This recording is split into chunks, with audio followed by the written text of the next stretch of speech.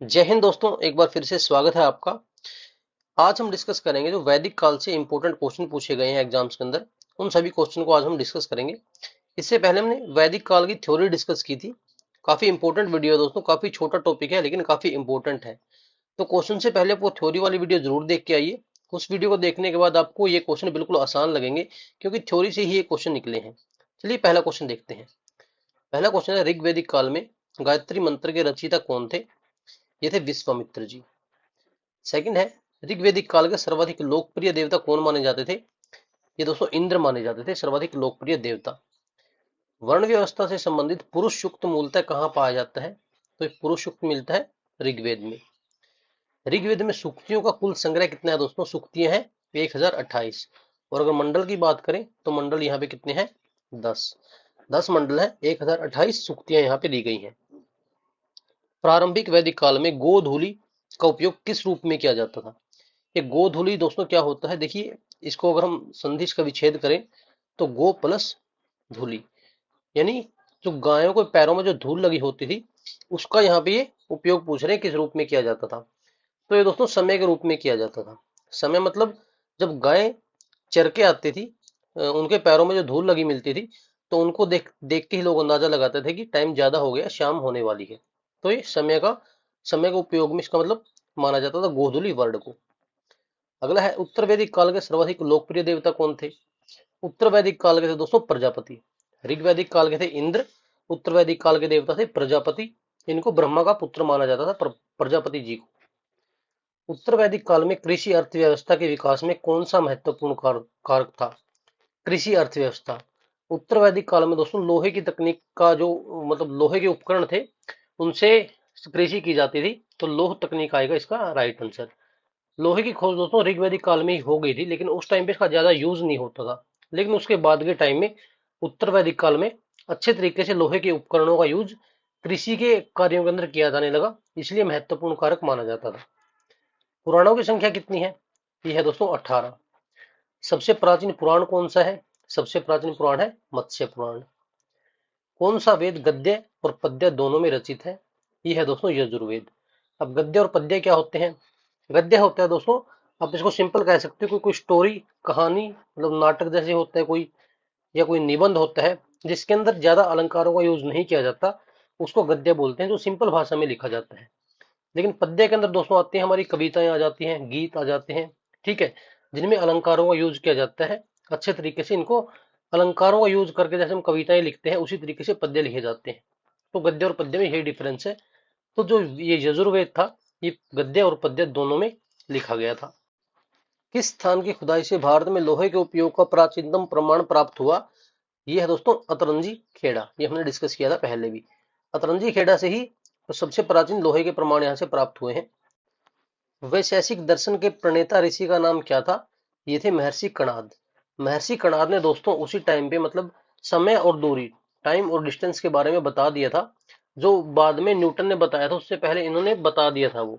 और इन्होंने एक जो बाद में डोल्टन ने एटॉमिक थ्योरी दी थी, एटॉमिक थ्योरी, इसका वर्णन भी इन्होंने अपनी बुक में पहले ही कर दिया था, काफी सालों पहले, मतलब महर्षि कणाद ने।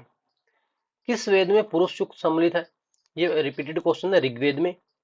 किस धार्मिक ग्रंथ को वेदांत भी कहा जाता है? वेदांत का मतलब है दोस्तों जिनकी रचना वेदों के अंत में हुई, मतलब वेदों के बाद में इनकी रचना हुई थी, इनको वेदांत कहा जाता है। उपनिषद है दोस्तों ये, उपनिषद को ही वेदांत बोला जाता है। भगवत गीता किसका अंश है? ये महाभारत का है। काफी इजी क्वेश्चन है। तमसो माँ ज्योतिर्ग में कथन है, ये कहाँ से लिया गया है? ये उपनिषद से लिया गया दोस्तों। और कौन से उपनिषद से? बृहदारण्यक उपनिषद से। काफी इंपॉर्टेंट क्वेश्चन है, काफी बार एग्जाम में पूछा गया है। तमसो माँ ज्योतिर्ग में जो कथन है वो बृहदारण्यक उपनिषद से लिया गया है। सत्यमेव जयते किस उपनिषद से लिया गया है? ये मुंडक उपनिषद से लिया गया है। ये भी काफी इंपॉर्टेंट है। वैदिक काल में पणि किसे कहा जाता था? पणि, पणि बोलते हैं दोस्तों जिनका व्यापार के ऊपर नियंत्रण होता था, उनको पणि बोलते थे। किस राजा के विरुद्ध वैदिक काल में 10 राज युद्ध हुआ था? तो दोस्तों ये युद्ध हुआ था 10 कबीलों और एक राजा के बीच हुआ था, और उस राजा ने ही उन 10 कबीलों को हरा दिया था। वो राजा कौन थे? वो राजा थे सुदास। रावी नदी का वैदिक नाम क्या है? रावी नदी का वैदिक नाम है पुरुषनी। यज्ञ संबंधी विधि विधान का पता कहाँ से लगता है? तो यज्ञ संबंधी विधि विधान का पता यजुर्वेद से लगता है। यैसे यज्ञ, जैसे यजुर्वेद। आरंभिक वैदिक साहित्य में सर्वाधिक वर्णित नदी कौन सी है? तो सर्वाधिक वर्णित नदी दोस्तों सिंधु है। सिंधु का जिक्र काफी बार हुआ है आरंभिक वैदिक साहित्य में। किसको देवी माता, नदी माता और माते माता के नाम से संबोधित किया गया था? ये किया गया था सरस्वती नदी को। सबसे पवित्र नदी मानी गई थी दोस्तों सरस्वती, और सबसे ज्यादा वर्णित नदी थी वो थी सिंधु नदी। सरस्वती नदी को पवित्र क्यों माना जाता था? क्योंकि उस टाइम पे जो ऋषि मुनि होते थे वो सरस्वती नदी के किनारे पर बैठकर ही मतलब तपस्या वगैरह करते थे। वेदों का, पुराणों का, मतलब उन्होंने उसी नदी के किनारे बैठ के इनकी रचना की थी। ऋग्वेद का कौन सा मंडल सोम को समर्पित है?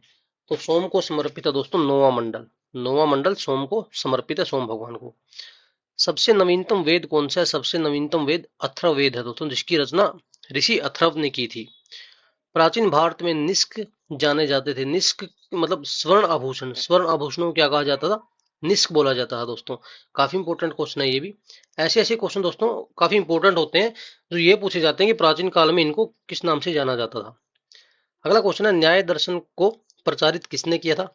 न्याय दर्शन को प्रचारित किया था ऋषि गौतम ने। उपनिषदों की कुल संख्या कितनी है? उपनिषदों की संख्या है दोस्तों 108। व्याकरण की सर्वप्रथम रचित पुस्तक कौन सी थी? ये थी अष्टाध्यायी, जो कि पाणिनि के द्वारा लिखी गई थी। काफी इंपॉर्टेंट है दोस्तों, काफी बार एग्जाम में ये भी क्वेश्चन पूछा गया है। वैदिक युग में यव, यव किसे कहा जाता था? यव कहते थे जौ को। योग दर्शन का प्रतिपादन किसने किया था? योग दर्शन का प्रतिपादन किया था ऋषि पतंजलि ने। ऋग्वैदिक आर्यों का मुख्य व्यवसाय क्या था? इनका मुख्य व्यवसाय था पशुपालन। उत्तर वैदिक संस्कृति का काल किसे माना जाता है? उत्तर वैदिक यानी कि बाद वाली। ये मानते हैं दोस्तों 1000 ईस्वी से 600 ईस्वी पूर्व के समय को उत्तर वैदिक संस्कृति का काल माना जाता है। वैदिक गणित का महत्वपूर्ण अंग कौन सा था? वैदिक गणित का महत्वपूर्ण अंग था दोस्तों सुलभ सूत्र। सुलभ सूत्र। इसमें ज्योतिष के बारे में बताया गया है ज्यादातर, और मैथ के मतलब जो आज के टाइम में फॉर्मूले यूज होते हैं, तो वहां पे इन फॉर्मूलों का भी वहां पे वर्णन किया गया है। अनुलोम विलोम विवाह का अर्थ क्या है? अनुलोम विलोम विवाह, इसका मतलब है उच्च वर्ण का पुरुष निम्न वर्ण की स्त्री के साथ जब विवाह कर लेता था उसको बोलते थे अनुलोम विलोम विवाह। प्रथम विधि निर्माता कौन थे? ये थे मनु। मनु ने मनुस्मृति लिखी थी। उस टाइम के कानून निर्माता इनको बोला जाता है मनु। वेदांगों की संख्या कितनी है? वेदांग है दोस्तों 6 टोटल। 6 को याद रखना, शिक्षा, कल्प, व्याकरण, ज्योतिष, छंद और निरुक्त। कई बार क्वेश्चन पूछता है, आपको ऑप्शन दे देगा, पूछ लेगा इनमें से कौन सा वेदांग है या वेदांग नहीं है। तो 6 के 6 याद रखना। कृष्ण भक्ति का प्रथम और प्रधान ग्रंथ कौन सा था?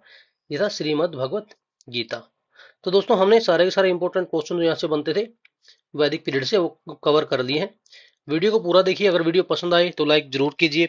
पीडीएफ के लिए नीचे डिस्क्रिप्शन में हमने लिंक दे रखा है, आप टेलीग्राम चैनल पे जाकर पीडीएफ डाउनलोड कर सकते हो। थैंक यू दोस्तों।